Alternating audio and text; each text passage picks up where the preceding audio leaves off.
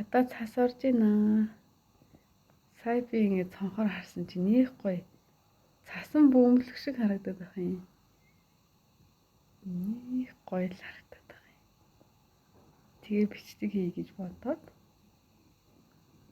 Өстө тансаг юм аа.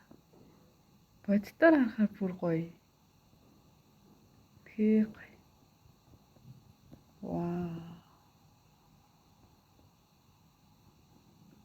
Гоё юм аа. Өнөөдөр ч уг нь бараг 6 сар гарах гэж байгаа шүү. 5 сарын 28 шүү.